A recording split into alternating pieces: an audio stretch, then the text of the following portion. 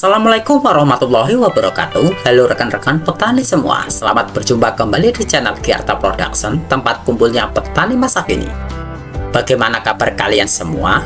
Mudah-mudahan kita semua senantiasa dalam keadaan sehat walafiat dan senantiasa dalam lindungan Allah Subhanahu wa Ta'ala ya. Amin. Nah, pada pertemuan kali ini, saya sangat bersemangat untuk memberikan informasi tentang perlakuan yang akan saya berikan kepada tanaman padi saya yang saat ini tepat berusia 44 hari setelah tanam. Perlakuan apa yang akan saya berikan kepada padi-padi saya? Jangan sampai ketinggalan informasi penting ini ya. Saat tanaman padi kita berpindah fase dari masa vegetatif beralih ke masa generatif, yaitu menginjak masa primordia, kita perlu melakukan perlakuan khusus ya. Pada fase ini, tanaman padi kita mengalami masa-masa yang kritis, terutama dari serangan hama dan penyakit. Oleh karena itu, kita perlu melakukan pemeliharaan yang intensif dengan melakukan pengecekan dan survei ke lahan persawahan. Sebagai langkah awal, memberikan asupan nutrisi kepada padi-padi kita sangatlah penting ya. Nutrisi ini akan membuat tanaman lebih kuat dan tahan terhadap serangan hama dan penyakit, sehingga proses reproduksinya dapat berjalan lancar. Saat ini, tanaman saya tepat berusia 44 hari setelah tanam ya, dan saya akan memberikan nutrisi khusus untuk mendukung proses pembuahan. Nah, perlu rekan-rekan ketahui bahwa pupuk yang akan saya gunakan kali ini merupakan pupuk cair yang mengandung tinggi kalium dan silika ya. Pupuk ini sangat spesial karena jarang sekali ditemui kandungan silika dan kalium yang sangat tinggi pada pupuk lainnya. Pupuk ini memiliki manfaat yang luar biasa, antara lain meningkatkan kekuatan dinding sel pada tanaman padi sehingga tahan terhadap serangan hama dan penyakit, membuat tanaman tegak, kokoh dan kekar sehingga lebih tahan terhadap cuaca yang ekstrim. Pupuk ini juga dapat membantu lapisan partikel nanosilika pada permukaan tanaman yang membantu melindungi tanaman dari hama pengunyah seperti belalang dan ulat, sehingga dapat mengurangi tingkat keasaman pada permukaan tanaman. Efektif juga untuk menekan pertumbuhan jamur patogen yang dapat menginfeksi tanaman, serta menghambat perkembangan spora-spora daun penyebab penyakit blast pada tanaman padi. Nah, rekan-rekan, saya ingin menekankan bahwa saya bukan pedagang atau mempromosikan produk ini ya. Saya hanya berbagi pengalaman dan share apa yang saya lakukan pada lahan persawat saya. Semoga informasi ini menjadi rekomendasi dan referensi bagi rekan-rekan petani semua. Sebelum kita lanjut, jangan lupa untuk tekan tombol subscribe, like, dan berikan komentar yang baik dan sopan sesuai dengan tema dalam video ini ya. Bagi rekan-rekan yang selalu setia bersama channel ini, terima kasih banyak atas perhatiannya. Semoga Allah yang dapat membalas semua kebaikan kalian. Nah, pupuk yang saya gunakan ini, merek dagangnya adalah Jiwang ya. Jiwang ini merupakan pupuk yang mengandung kalium dan silika yang sangat tinggi. Kandungan kaliumnya adalah 333 gram per liter, dan kandungan silikanya adalah 285 gram per liter. Kandungan ini sangat tinggi sehingga penggunaannya sangat hemat atau irit ya. Lalu apa saja manfaatnya dari pupuk Jiwang ini? Pertama, untuk meningkatkan kekuatan dinding sel pada tanaman padi kita sehingga tanaman padi kita akan tahan terhadap serangan hama dan penyakit yang menyerang pada padi-padi kita di masa kritis seperti ini. Lalu manfaat yang kedua adalah membuat tanaman tidak mudah rebah karena ini merupakan salah satu peran dari pupuk silika. Dengan pupuk silika, tanaman padi kita menjadi lebih tegak, lebih kokoh, dan lebih kekar, sehingga lebih tahan terhadap terpaan cuaca yang ekstrim ya, sehingga kerebahannya bisa kita minimalisir. Dan manfaat yang ketiga adalah membentuk lapisan partikel nanosilika pada pembukaan tanaman. Fungsinya adalah untuk menjaga tanaman dari serangan hama pengunyah seperti belalang atau ulat.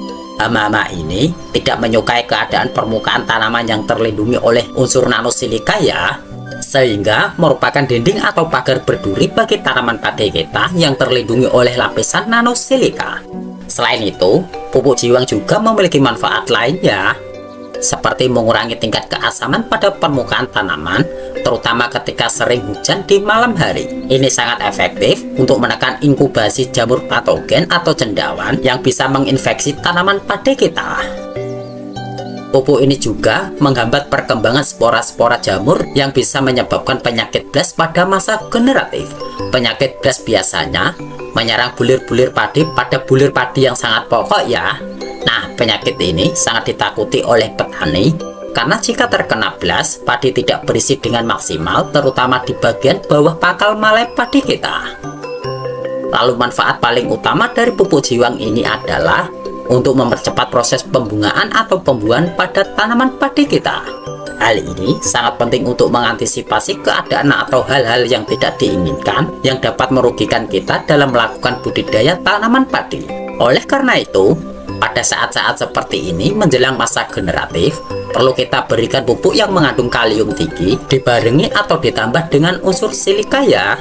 Dengan tingginya unsur kalium dan silika ini, pemakaiannya pun sangat hemat, sangat irit ya. Dosisnya cukup 1 tutup botol untuk 1 tangki sprayer berukuran 16 liter. Ini sangat efisien dan dapat menghemat penggunaannya.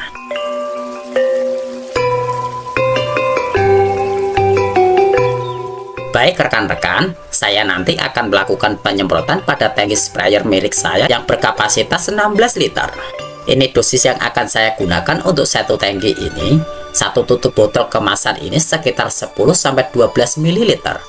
Untuk 1 tangki ini sangat irit sekali, hanya sedikit kita gunakan seperti ini ya. Nah, jadi menurut saya ini sangat hemat walaupun harganya yang lumayan.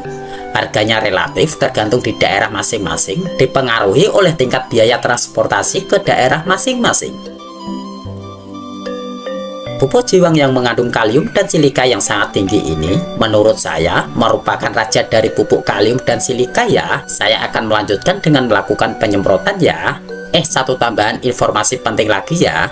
Penggunaan pupuk jiwang ini, apabila rekan-rekan merasa perlu, boleh dimix atau dicampur dengan insektisida, fungisida, atau bakterisida. Silakan rekan-rekan boleh dicampur dengan pestisida, baik itu insektisida, fungisida, atau bakterisida. Tapi jangan dengan bakterisida yang kandungannya tembaga ya. Nah, pupuk jiwang ini kalau mau diaplikasikan berbarengan dengan insektisida atau fungisida untuk mengendalikan atau mencegah jamur, insya Allah aman dan tidak ada efek pada tanaman padi kita ya.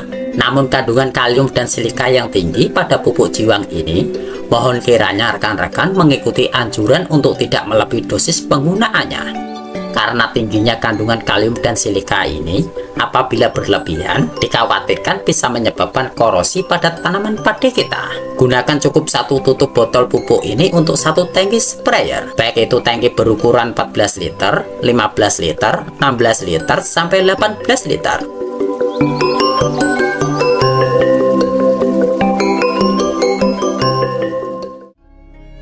Nah rekan-rekan, mudah-mudahan informasi yang saya sampaikan ini bisa bermanfaat ya, bisa menjadi referensi dan rekomendasi buat rekan-rekan petani semua dalam melakukan perawatan atau perlakuan pada padi di masa-masa menghadapi awal masa generatif atau menjelang padi bunting. Nah, di masa selesainya fase primordial seperti ini, kita perlu melakukan pemberian nutrisi yang dapat menunjang percepatan proses reproduksi pada tanaman-tanaman padi kita ya. Sehingga kita mengharapkan tanaman padi kita akan cepat berbunga dan berbuah dengan lebat dan banyak.